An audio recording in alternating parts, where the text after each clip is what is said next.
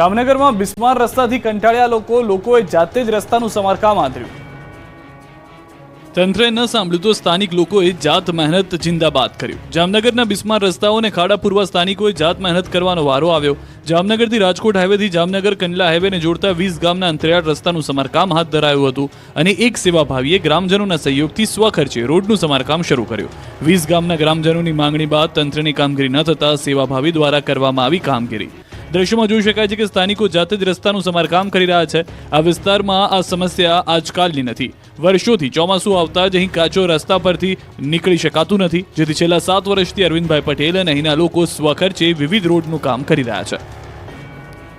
ભરૂચમાં બટુકનાથ વ્યાયામ શાળાને વકફની મિલકત તરીકે દર્શાવતા વિવાદ, આ કાયદાને નાબૂદ કરવાની હિન્દુ સમાજની માંગ। ભરૂચની ઐતિહાસિક બટુકનાથ વ્યાયામ શાળાને વકફની મિલકત દર્શાવતા વિવાદનો મધપૂડો છંછેડાયો છે। વકફની મિલકતો દર્શાવતી વેબસાઇટ પર બટુકનાથ વ્યાયામ શાળા તેમજ ભરૂચમાં 1400થી વધુ મિલકતો દર્શાવવામાં આવતા હિન્દુ સમાજના લોકોમાં રોષ ફેલાયો છે, જેને લઈ સનાતની હિન્દુ સમાજ દ્વારા પત્રકાર પરિષદ યોજાઈ હતી, જેમાં ઐતિહાસિક બટુકનાથ વ્યાયામ શાળાના ટ્રસ્ટી પિનાકીન રાજપૂત પ્રકાશ મોદીએ આઝાદી પહેલા 1913માં સ્વાતંત્ર્ય સેનાની એવા પુરાણી બંધુઓ દ્વારા સ્થાપના કરાઈ હોવાનું જણાવ્યું હતું। સાથે સાથે આ સમગ્ર મિલકત સરકારી ચોપડે બટુકનાથ વ્યાયામ શાળાના નામે નોંધાયેલી છે, ત્યારે વકફની મિલકત વેબસાઇટ પર કેવી રીતે દર્શાવાઈ છે તે મોટો પ્રશ્ન છે। આ અંગે કોઈ નોટિસ પણ ટ્રસ્ટીઓને ન મળી હોવાનું જણાવ્યું હતું। ત્યારે આ વકફના કાયદા હેઠળ મિલકતો પડાવી લેવાનું ષડયંત્ર હોવાનો પણ આક્ષેપ કરવામાં આવ્યો। હિન્દુ અગ્રણી અને એડવોકેટ કૃણાલ પંડ્યાએ ભરૂચમાં વકફની 1400થી વધુ મિલકતો દર્શાવવા મુદ્દે વકફના કાયદાનો ગેરલાભ ઉઠાવાતો હોય તે નાબૂદ કરવાની માંગ કરી। શાળામાં વિદ્યાર્થીની દાઝવા મામલે તપાસ તેજ, વિદ્યાર્થીઓ અને શિક્ષકોના નિવેદન લેવાયા। ગોધરાની કાજીવાડા પ્રાથમિક શાળામાં વિદ્યાર્થીની દાઝી જવાની ઘટનામાં તપાસનો ધમધમાટ। દાઝી ગયેલી વિદ્યાર્થીની તબિયત હાલ સ્થિર છે। બીજી તરફ આ ઘટનાને લઈને શિક્ષણ વિભાગની ટીમ દ્વારા વિદ્યાર્થીઓ અને શિક્ષકોના નિવેદનો લેવામાં આવ્યા હતા।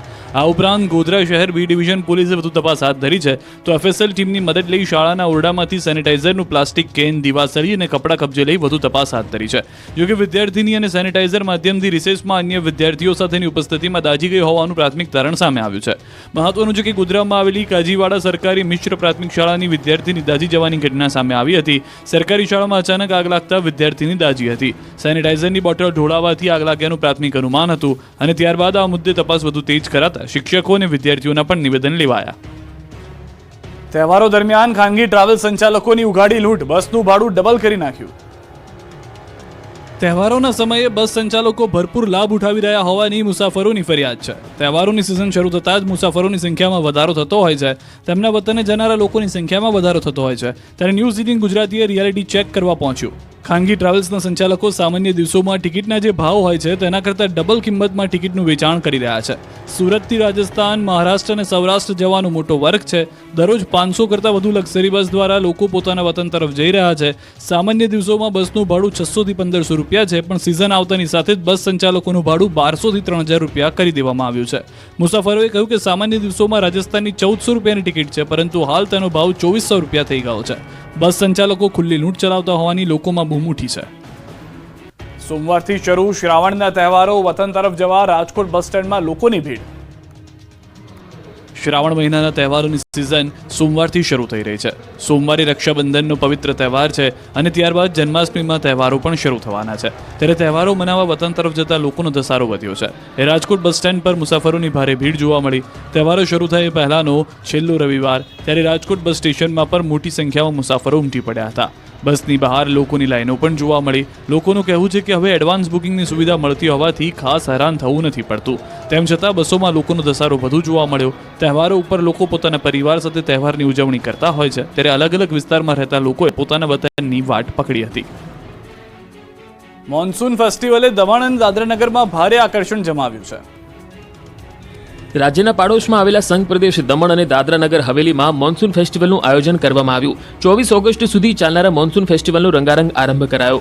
દમણના જાણીતા દેવકાના દરિયા કિનારે મોન્સૂન ફેસ્ટિવલમાં પ્રદેશના ઉચ્ચ અધિકારીઓ અને રાજકીય અને સામાજિક અગ્રણીઓ સાથે પ્રદેશના અધિકારીઓ પણ હાજર રહ્યા।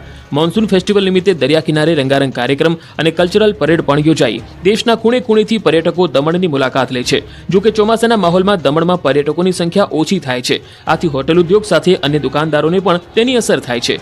જો કે હવે પ્રદેશમાં ચોમાસાના માહોલમાં દરિયા કિનારે મોન્સૂન ફેસ્ટિવલનું આયોજન કરવામાં આવ્યું છે, જેથી આ વખતે મોટી સંખ્યામાં પર્યટકો અને સ્થાનિક લોકો પરિવાર સાથે દમણના નમો પથ પર ઉમટ્યા. આ પ્રસંગે ભવ્ય આતશબાજીથી દમણનું આકાશ ગુંજી ઉઠ્યું. સાથે જ દરિયા કિનારે યોજાયેલી સાંસ્કૃતિક પરેડ સૌ કોઈ માટે આકર્ષણનું કેન્દ્ર રહી. આ પરેડમાં દેશની વિવિધ સાંસ્કૃતિક નૃત્યની ઝાંખી રજૂ કરવામાં આવી. આ દરમિયાન દરિયા કિનારા અને હોટલોને રંગબેરંગી લાઇટોથી શણગારવામાં આવી. મોન્સૂનના ફેસ્ટિવલ આરંભ વખતે જ દરિયા કિનારે ચિક્કાર ભીડ જામી હતી. બનાસકાંઠાના એક ગામમાં રક્ષાબંધનની અનોખી ઉજવણી. આની પાછળ પણ એક રસપ્રદ કહાની છે. સામાન્ય રીતે રક્ષાબંધનના તહેવારો દેશવાસીઓ શ્રાવણ સુદ પૂનમના દિવસે ઉજવતા હોય છે, પરંતુ બનાસકાંઠાનું એક એવું ગામ છે કે જ્યાં રક્ષાબંધન શ્રાવણ સુદ 14ના દિવસે ઉજવાય છે. આ ગામની આ તસવીરો જોઈને તમારા મનમાં વિચાર તો આવ્યો જ હશે કે રક્ષાબંધન સોમવારે હોવા છતાં બહેનો ભાઈને રાખડી આજે કેમ બાંધી રહ્યા છે. બનાસકાંઠા જિલ્લાનું આ ચડોતર ગામ છે કે જ્યાં છેલ્લા 203 વર્ષ જૂની પરંપરા છે, જ્યાં શ્રાવણ સુદ 14ને દિવસે રક્ષાબંધનની ઉજવણી કરવામાં આવે છે. સમગ્ર ગામના હિન્દુ ધર્મના તમામ જ્ઞાતિના લોકો શ્રાવણ સુદ 14ને દિવસે જ રક્ષાબંધનની ઉજવણી કરી રહ્યા છે.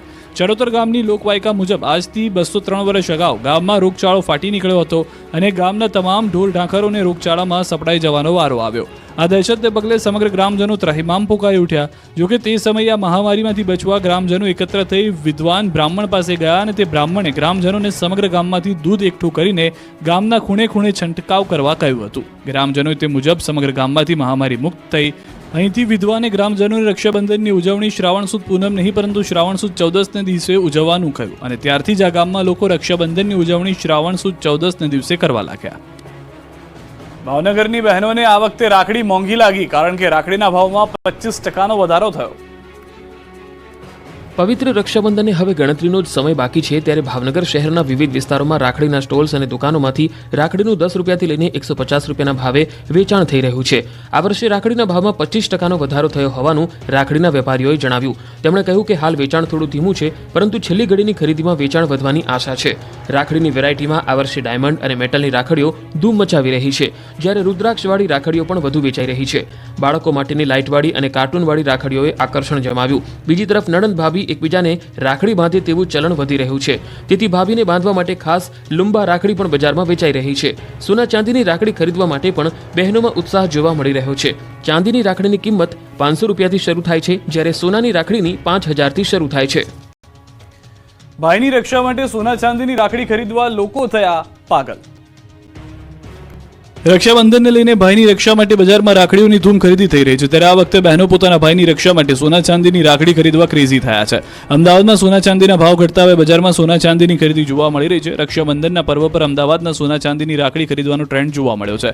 બહેનો પોતાના ભાઈ માટે રક્ષાબંધનના પવિત્ર તહેવારે સોના ચાંદીની રાખડી આપી રહી છે. માર્કેટમાં સોના ચાંદી માટે અવનવી વેરાયટી જોવા મળી. 10,000થી લઈને 80 લાખની કિંમત સુધીની સોનાની રાખડી બજારમાં જોવા મળી રહી છે, જ્યારે ચાંદીમાં 50 લાખની કિંમતનો સ્ટોક આવ્યો છે. આ વખતે રાખડી ખરીદવા માટે જ્વેલર્સની દુકાનમાં સૌથી વધારે ભીડ જોવા મળી. બહેનો રુદ્રાક્ષવાળી, ઓમ ગણપતિ લખેલી રાખડીઓ વધારે પસંદ કરી રહ્યા છે. ઓમ, સ્વસ્તિક, હેપી બ્રધર, બેસ્ટ બ્રધર સહિતની રાખડીના વધારે ઓર્ડર મળી રહ્યા છે. બનાસકાંઠાની મૂકબધિર મહિલા હસ્તકલાની વસ્તુઓ બનાવી બન્યા આત્મનિર્ભર. મૂકબધિર મહિલાઓ માટે પ્રેરણારૂપ. આપ દ્રશ્યોમાં પોતાના હાથેથી અનેક હસ્તકલાની ચીજવસ્તુઓ તૈયાર કરતી જે મહિલાઓને જોઈ રહ્યા છો, તે મહિલા કોઈ સામાન્ય મહિલા નથી, પરંતુ આ મહિલા મૂકબધિર મહિલા છે, જે તો ન બોલી શકે છે ન તો સાંભળી શકે છે. આજે પાલનપુરના હનુમાન ટેકરી વિસ્તારમાં રહેતા હેતલબેન મોઢ. આર્થિક સંકટ હોવા છતાં હેતલબેન મોઢે હિંમત હાર્યા વગર પરિવારની જવાબદારી પોતાના શિરે ઉપાડી લીધી. પાલનપુરની જ એક સંસ્થા પાસેથી પોતે હસ્તકલાની તાલીમ મેળવી હસ્તકલાને જ પોતાના પરિવારનો આર્થિક સ્ત્રોત બનાવ્યો. અલગ અલગ હસ્તકલાની ચીજવસ્તુઓ તૈયાર કરી તેનું વેચાણ કરી આત્મનિર્ભર બન્યા. પોતાના હુનર આવડત થકી મહિને 10,000ની કમાણી કરી સ્વમાનભેર પોતાના પરિવારનું ગુજરાન ચલાવી રહ્યા છે. છેલ્લા 2 વર્ષથી હેતલબેન મોઢ હસ્તકલાની અવનવી ચીજવસ્તુઓ બનાવી આર્થિક રીતે પગભર બન્યા. હેતલબેને હસ્તકલાની અવનવી ડિઝાઇનવાળી ડાયમંડ, મોતી, રુદ્રાક્ષ અને કાર્ટૂનવાળી રાખડીઓ સહિત ગિફ્ટ પેકિંગ જેવી 200 થી 300 પ્રકારની મનમોહક રાખડીઓ બનાવી છે. તેમજ 5 થી વધુ દિવ્યાંગ મહિલાઓને તાલીમ આપી આત્મનિર્ભર બનાવવાનું કાર્ય કર્યું. ત્યારે મક્કમ મનોબળ અને દ્રઢ આત્મવિશ્વાસ આગળ શારીરિક ક્ષતિ પણ ઘૂંટણીએ પડે આ વાક્ય સાર્થક થયું છે. દ્વારકાના ભાણવડમાં મહાદેવ મંદિરનો અનોખો મહિમા પાંડવોએ બનાવેલું હોવાની લોકવાયકા.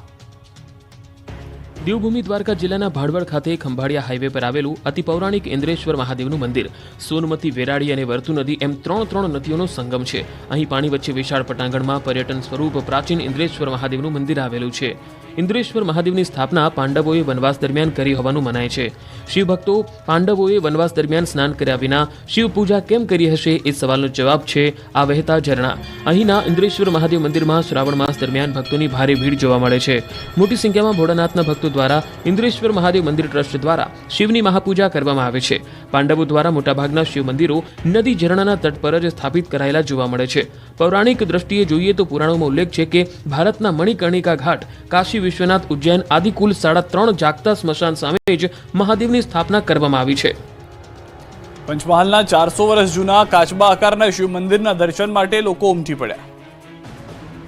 પંચમહાલ જિલ્લામાં અનોખું મહાદેવ મંદિર આવેલું છે. 400 વર્ષ જૂના અંકલેશ્વર મહાદેવ સાથે જોડાયેલી છે અનેક ભક્તોની શ્રદ્ધા. અહીં મંદિરમાં કાચબા આકારનું શિવલિંગ આવેલું છે. લોકવાયકા પ્રમાણે આ મંદિરની કથા પણ અત્યંત રોચક છે. આંકડાના ઝાડ નીચે ગાયની દૂધધારા થતી હોય છે. આ બાબતની જાણ ગાયના માલિક અને એક અઘોરી સાધુને થઈ. ત્યારબાદ અહીં કાચબા આકારના શિવલિંગની સ્થાપના કરવામાં આવી. અઘોરી સાધુ દ્વારા સ્થાપિત આ શિવલિંગને તાંત્રિક મહાદેવ તરીકે પણ ઓળખવામાં આવે છે. સાથે જ આ શિવલિંગ આંકડાના ઝાડ નીચે મળ્યું હોવાથી અંકળેશ્વર મહાદેવ તરીકે ઓળખાયું હતું, જે શબ્દનો અપભ્રંશ થઈ હાલ અંકલેશ્વર મહાદેવ તરીકે પ્રચલિત છે.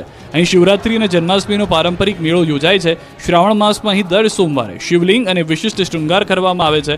મંદિરમાં આવતા ભક્તો જણાવે છે કે અહીં આવવાથી મનને શાંતિ મળે છે, તેમજ મહાદેવની ભક્તિથી તમામ મનોકામના પૂર્ણ થાય છે. અંકલેશ્વર મહાદેવ મંદિર પરિસરમાં અંબે માતા અને હનુમાનજી દાદાનું મંદિર પણ આવેલું છે. અહીં દરરોજ સવારે અને સાંજે ગોધરાના શહેરીજનો મોટી સંખ્યામાં દર્શનાર્થે આવે છે. એ સિવાય પણ દૂર દૂરથી આસ્થાળુઓ પોતાની મનોકામના સાથે અહીં આવી દર્શન કરી ધન્યતા અનુભવી રહ્યા છે. પાકિસ્તાની મહિલા 30મી વખત પીએમ મોદીને રાખડી બાંધશે.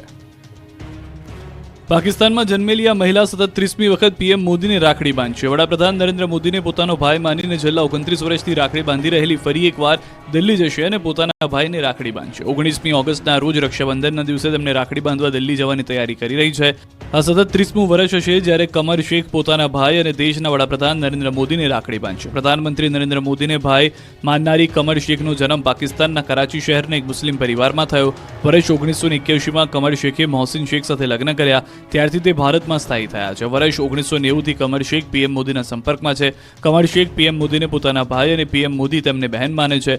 રક્ષાબંધનના તહેવારને ધ્યાનમાં રાખીને કમર શેખ પોતાના હાથથી પીએમ મોદી માટે રાખડી બનાવે છે અને પીએમ મોદીના કાંડા પર રાખડી બાંધે છે. બજારમાંથી રાખડી ખરીદતા નથી, પરંતુ દર વર્ષે રક્ષાબંધન પહેલા જાતે જ રાખડી બનાવી પીએમને રક્ષારૂપી રાખડીનો ધાગો બાંધે છે. આ વખતે વેલ્વેટથી રાખડી બનાવી છે, તેમાં મોતી અને જરદોશીનો ઉપયોગ કર્યો છે.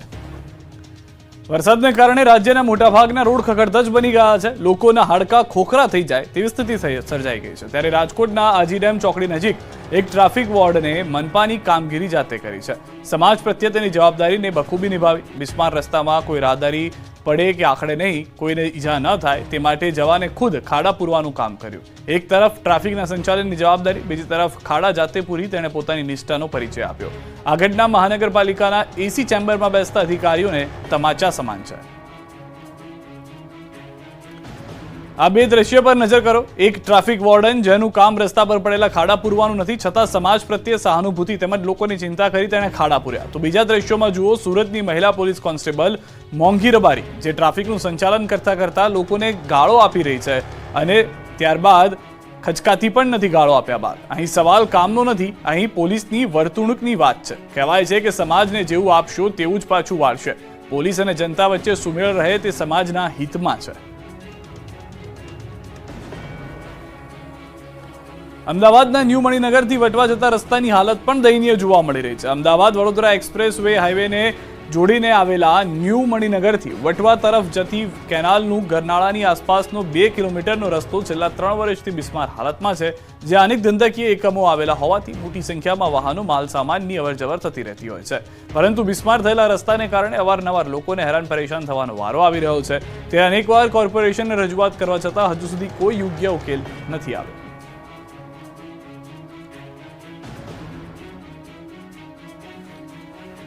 રાજ્યના સરકારી કર્મચારીઓ માટે મહત્વના સમાચાર. સરકારી કર્મીઓને હવે વિદેશ પ્રવાસે જવું કઠિન બનશે. ચાલુ નોકરીએ વિદેશ પ્રવાસ જવું હશે તો મહિના પહેલા એનઓસી લેવી ફરજિયાત છે. સરકારી કર્મચારીએ આ માટે કર્મયોગી પ્લેટફોર્મ પર અરજી કરવી જરૂરી રહેશે.